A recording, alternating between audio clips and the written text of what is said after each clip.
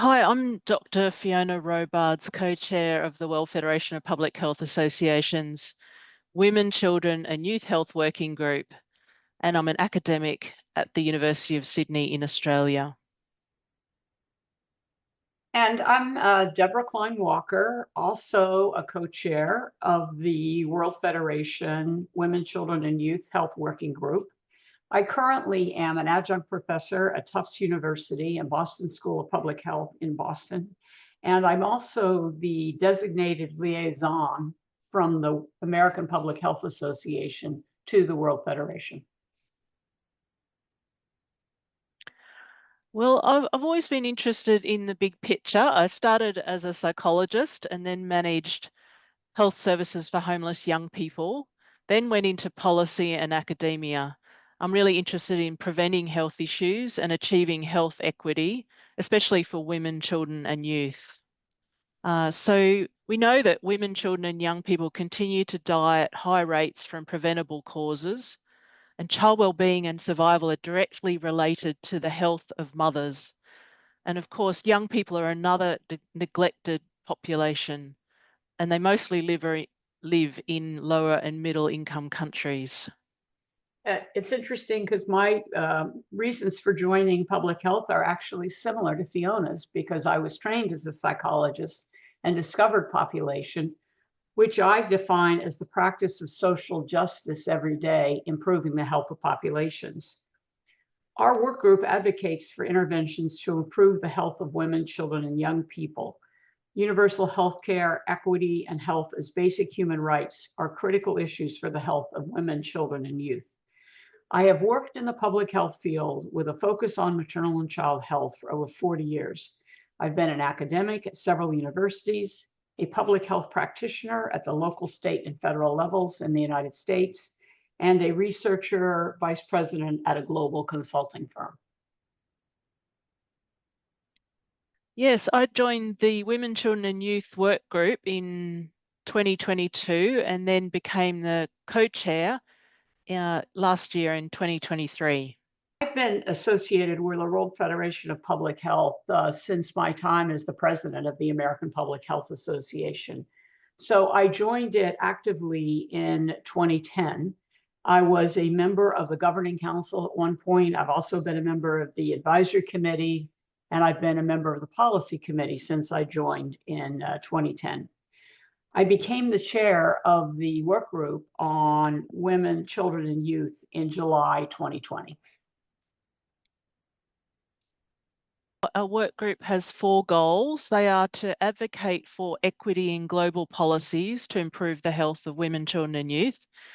We look at advancing public health practice, education, training and research related to women, children and youth, expanding and strengthening partnerships, and promoting and supporting the advancement of women, children and youth health in strong member associations. So our work group is currently focusing on policy development. We recently developed a new policy on children and young people's health and rights.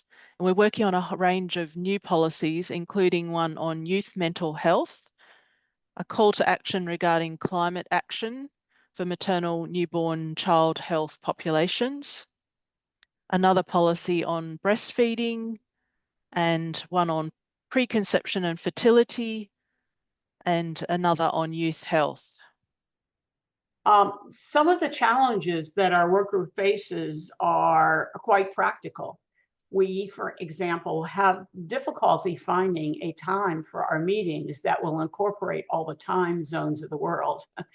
And since Fiona and I are in 2 opposite extremes of the globe, Australia and the United States, we've settled on a time that seems to work for us, and then all of the other time zones seem to be in between.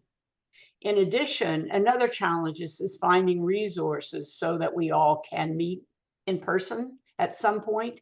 We especially are looking for funds to send a core group of us to the next World Congress in South Africa. Mission of the World Federation of Public Health Associations is to protect people on the planet, preventing diseases and promoting peace, health, and well-being. The Women, Children, and Youth Work Group focuses on addressing health and equity for these population groups emphasizing the most vulnerable groups and providing a forum for developing resolutions for actions for the World Federation and its member public health associations.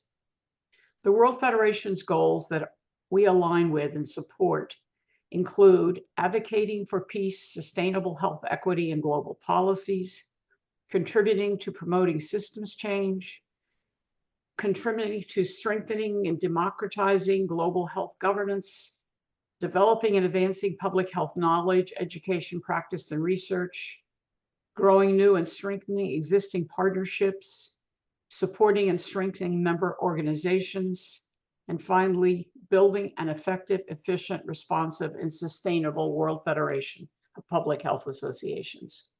Yeah, we have research projects in collaboration with two working groups, the Tobacco Work Group and the Oral Health Work Group. One project is exploring young people's views of the tobacco endgame, and another is exploring international and national frameworks, guidelines, recommendations, and strategies for maternal tobacco prevention and cessation. We're also developing a youth mental health policy and will seek feedback from the mental health work group. The World Federation of Public Health Associations provides a global platform for advocacy to promote the health of women, children, and youth. We have used this platform to reach out to public health associations and regional public health associations to build our membership. We recently had 32 new members join from a vast range of countries on all continents. The new members have expressed interest in working on our various policies under development, which is fabulous to see. Well, if we're to end preventable maternal, child, and youth deaths and improve the quality of life for all the world's people, then of course the voices from these population groups must be heard and engaged. So we learn from our colleagues around the globe about culturally appropriate and effective interventions. World Federation of Public Health Associations collaborative opportunities has enabled us to develop research partnerships and develop policies. It has also enabled us to grow our membership, as we previously stated.